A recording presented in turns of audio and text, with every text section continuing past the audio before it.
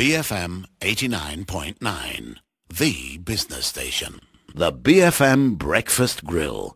Top interviews you can't afford to miss. Presented by the CIMB Group.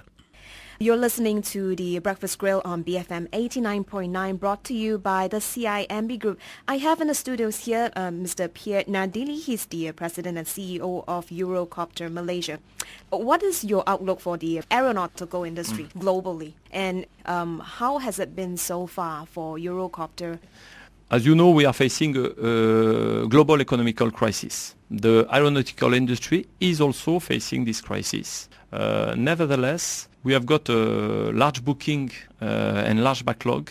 So our activity is secured in terms of the two coming years.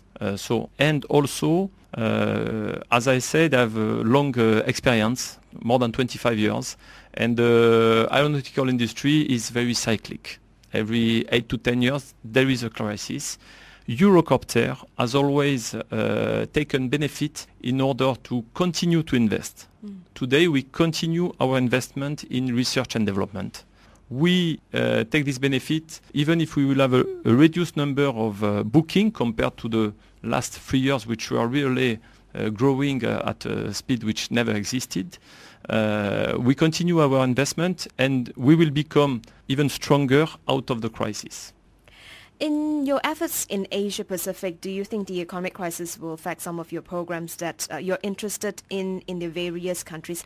We are going to see some delays about some programs. Some delays, but the needs is still here. The needs is here. The mission must be done, must be performed. So if a contract which was supposed to be signed in 2010 will occur in 2011, but it will come. This is what I say.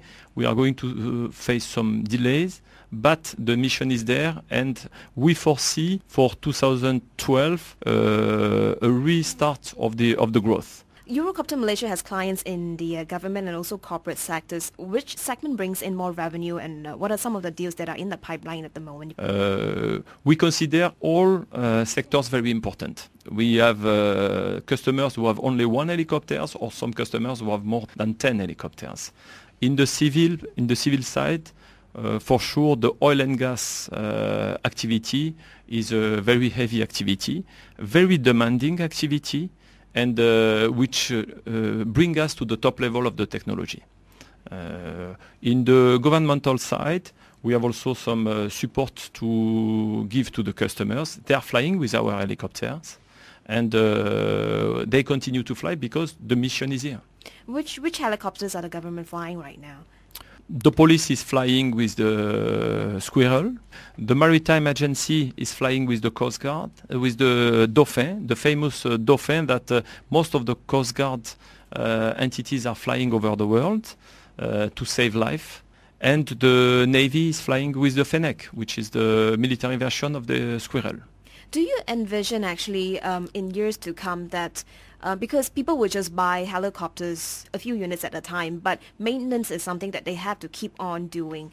Do you foresee that your maintenance, repair and overhaul segment will somehow overtake the sales side of your business? It has always been a good ratio between the maintenance and the sales. So there is depending on the year, it's between 60% revenue is done by the sales and 40% by the maintenance. When there is a situation that we are facing today, the ratio is changing with 60% for the maintenance and 40% for the sales. The maintenance is still here. The maintenance needs to be done. You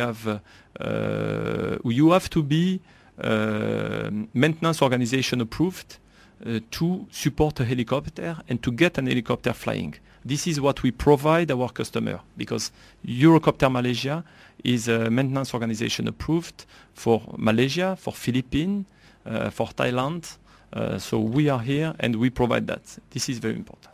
The oil and gas industry is a big client for Eurocopter. How aggressive are you in pulling in these customers from the oil and gas industry? The oil and gas industry is really worldwide. It's really one market because the same activity is done in Brazil, is done in Europe, is done in Malaysia, and it's done everywhere. So it's a very competitive market. And we provide the helicopter to the helicopter service provider company who is himself giving the transport to the oil and gas people. In that respect, I said it's very demanding in terms of safety and in terms of technology. So our last helicopter, which is very well recognized in worldwide on the oil and gas, is the EC225, which is the civil version of the EC725, which is doing long-range transport, search and rescue. So this helicopter is really important, and the oil and gas is leading us to the top of the technology. Do you find it tough though, because the oil and gas industry is very much going through a volatile path right now. Oil prices have gone up and down. Has it actually affected some of the sales or programs that you're trying to get? The oil and gas company are really tracking all costs. So our target is always to offer the most competitive price to the company. Then, in terms of activity in oil and gas, they are always flying because you need to transport people to the rig. You need to bring back the people from the rig, and the helicopter is doing that. There can be a little bit of slippage in terms of deliveries, but as I said, the need is there, the mission to transport people is there, and some continuous development are done in the oil and gas anyway. So the taxis are still needed for the oil and gas workers. Exactly. I understand that Eurocopter assembles luxury aircraft in your Subang operation. Do you find it tough to source skilled and reliable workers to do this job in Malaysia, or do you leave this to your foreign skilled staff? I invite you to come and visit Subang, and you will see who is working on the luxury aircraft, as you say. Mm-hmm. My employees are Malaysian. They have been trained here locally on job training, trained in France with the top level of training we can offer. And now they are ready. They are equivalent to any other employees in Eurocopter. So no problem in finding skilled workers in Malaysia? There is no problem, assuming that you decide to invest in the people.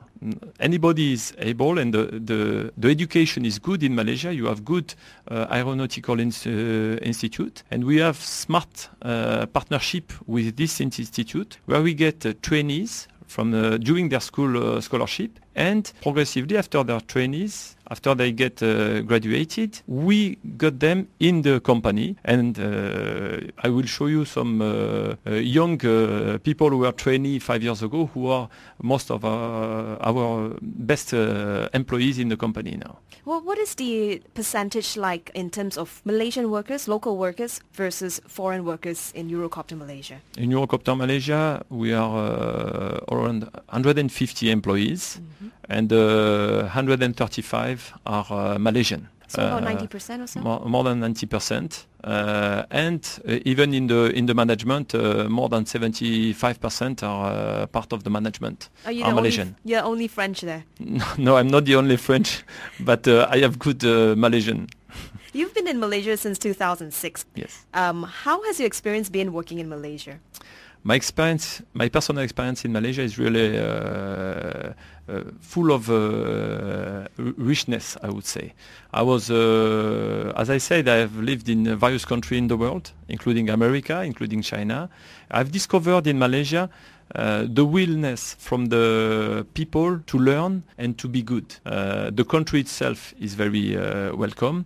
And the capacity we can find here in Malaysia is really well suited for the development of the aerospace. And it's my pleasure to be here. I have pushed my company to continue to invest, and my president, as you said, decided to follow us, and we will go in the future in the second step of the development of our Eurocopter in Malaysia.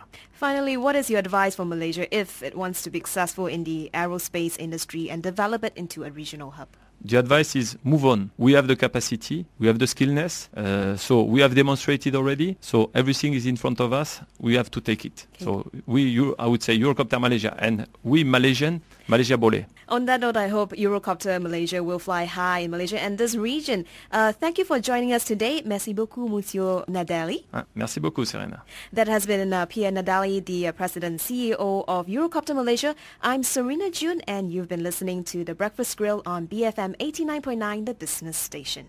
The BFM Breakfast Grill was brought to you by the CIMB Group, Southeast Asia's leading universal bank. BFM 89.9, the business station.